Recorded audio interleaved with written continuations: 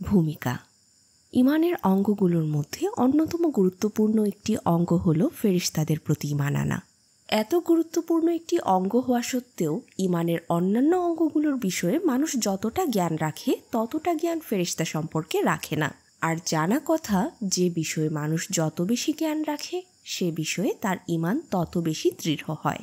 এই বিষয়টি মাথায় রেখে হজরত মির্জা বশিরউদ্দিন মাহমুদ আহমদ খলিফাতুল মসিহ সানি আল মুসলিম মওদ রাদিয়াল্লাহু তাআলা আনহু জামাতের সদস্যদেরকে ফেরেশতাদের প্রকৃত বাস্তবতা অবগত করার লক্ষ্যে 1920 সালের জলসা সালানায় একটি অত্যন্ত জ্ঞানগর্ভ, সাবলীল এবং খুবই সহজবোধ্য একটি বক্তব্য প্রদান করেন।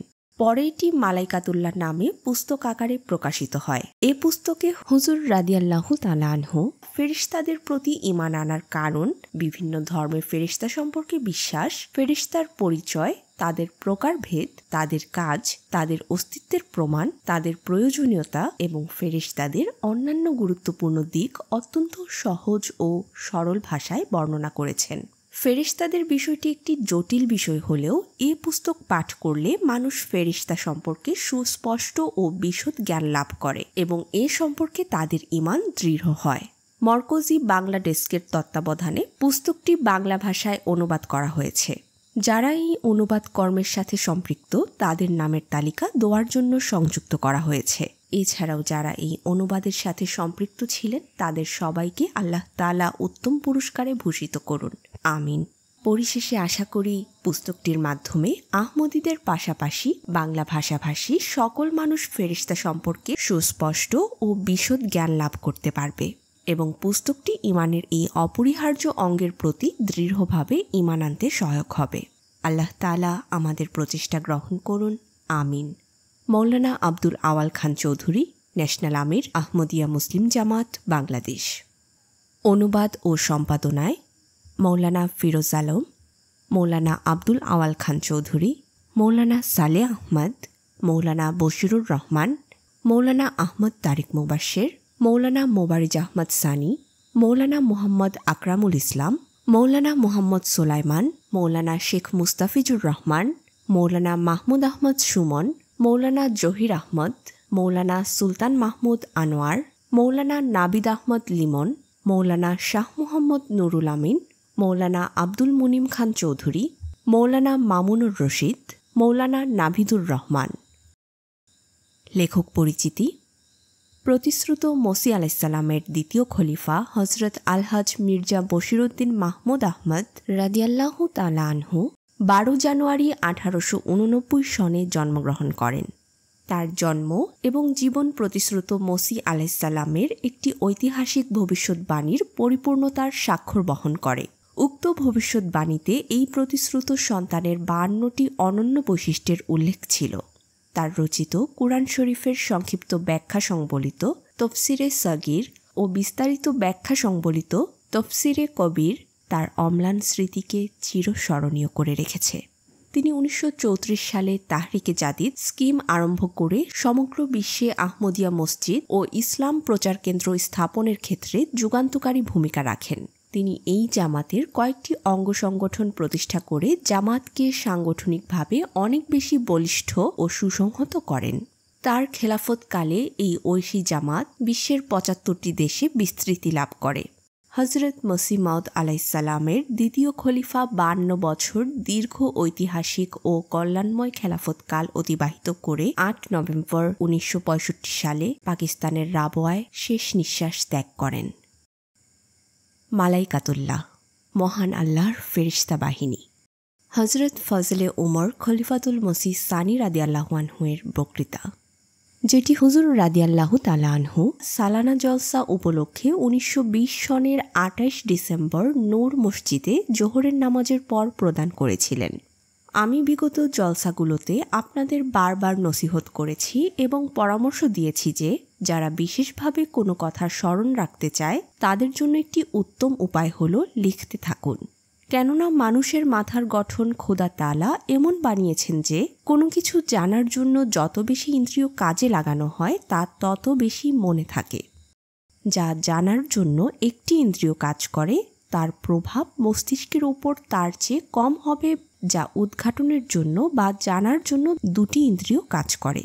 যখন কোনো ব্যক্তি কথা শোনার পাশাপাশি লিপিবদ্ধ করে তখন তার দুটি শক্তি কাজ করবে, অর্থাৎ তার দৃষ্টিও সে কথার উপর পড়বে আর তার ইচ্ছাশক্তিও উদ্দীপ্ত থাকবে, তার মস্তিষ্কে বেশি গভীর প্রভাব পড়বে।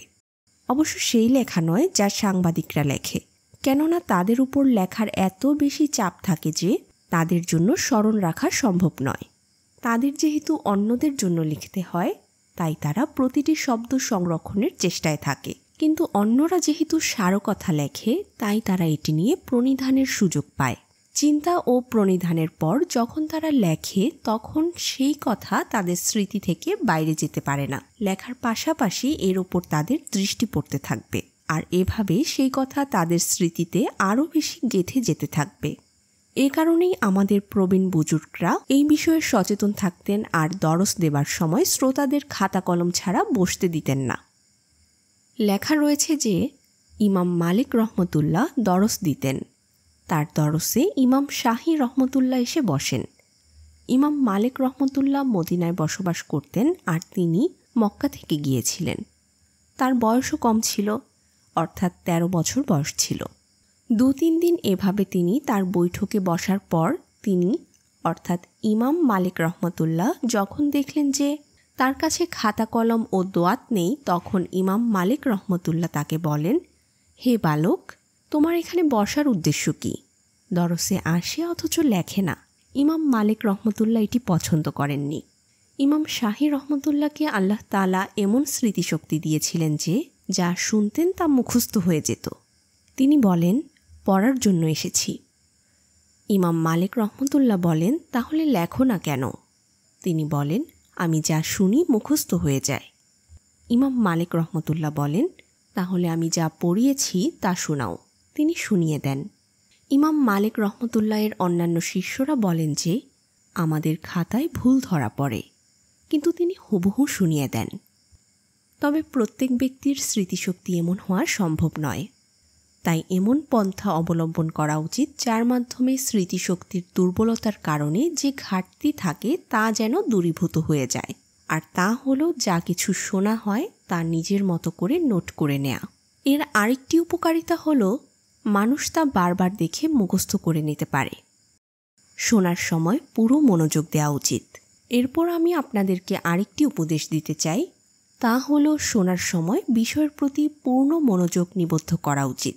কেননা জ্ঞানগর্ভ কথা বোঝা ও স্মরণ রাখা সহজ বিষয় নয়। তাই যতক্ষণ পর্যন্ত পূর্ণ মনোযোগ দেয়া হবে না, ততক্ষণ পর্যন্ত মানুষ শোনার পরও সেইভাবেই খালি হাতে বেরিয়ে যায় যেভাবে আসে। কুরআন কারীমে এমন লোকদের সম্পর্কে কঠিন শব্দ ব্যবহার করা হয়েছে। যেহেতু এটি একটি উপমা, তাই তুলে ধরছি। বলা হয়েছে যে মহানবী সাল্লাল্লাহু আলাইহি ওয়াসাল্লামের বৈঠকে মুনাফিকরা আসতো আর বাইরে গিয়ে পরস্পরকে জিজ্ঞেস করত যে মা যা কলা আনিফান, সূরা মুহাম্মদ আয়াত 17। অর্থাৎ এখনই তিনি কি বলেছেন। তারা বৈঠকে আসতো ঠিকই, কিন্তু কি বলা হতো তা শুনতো না, তাই একে অন্যকে জিজ্ঞেস করত। আসল কথা হলো, মানুষ যখন এমন কোনো সভায় বসে যেখানে ধর্মের কথা হয়, তখন শয়তান তার মনোযোগ মারাত্মকভাবে নষ্ট করে, যেন মানুষ সেসব কথা থেকে উপকৃত হতে না পারে আর হোঁচট খায়। অনেকেই এমন থাকে যারা বৈঠকে বসে, কিন্তু যে কথা শোনানো হয় সেদিকে মনোযোগ দেয় না। কোনো সময় যদি তাদেরকে জিজ্ঞেস করা হয় যে কি বলা হয়েছে, তখন তারা বলে অনেক উপভোগ করেছি, কিন্তু মনে নেই যে কি বলা হয়েছিল। এমন লোকদের উপভোগের কারণ এটি নয় যে তারা মনোযোগ দিয়ে শুনছিল, বরং এজন্য উপভোগ করে যে অন্যরা বাহবা দিচ্ছিল এবং স্বাদ পাচ্ছিল। অতএব যা বলা হয় তা মনোযোগ দিয়ে শোনো এবং প্রণিধান করো। আর আপনাদের মাঝে যাদের কাছে লেখার ব্যবস্থা আছে ও লিখতে অভ্যস্ত, তারা লিখে নিন। অবশ্য যাদের লেখার অভ্যাস নেই তারা লিখবেন না, যেন এমনটি না হয় যে লিখতে গিয়ে ভুলে যাবেন। যাদের লেখার অভ্যাস আছে তারা লিখুন। এটি আমি এজন্য বলছি যে অনেক সময় অসুস্থতা বা অন্য কোনো কারণে বক্তৃতা সমূহ দ্রুত ছাপা সম্ভব হয় না, আর হৃদয়ে যে ছাপ সৃষ্টি হয় বা প্রভাব পড়ে তা মুছে যায়। কিন্তু যারা নিজেরা লিখবে তারা তাদের লেখা দেখে নিজেদের স্মৃতি সতেজ করতে পারবে। গত বছর এমন একটি গুরুত্বপূর্ণ বিষয়ে বক্তৃতা দেওয়া হয়েছিল যা ঈমানের মৌলিক বিষয়াদির অন্তর্গত, কিন্তু এমন পরিস্থিতি দেখা দেয় যে উক্ত বক্তৃতা দ্রুত ছাপা সম্ভব হয়নি, আর সম্প্রতি ছেপেছে। এখন এটি যে পড়বে তার কাছে নতুন বিষয় মনে হবে, কিন্তু যারা নোট লিখেছে তারা অনেক লাভবান থাকবে।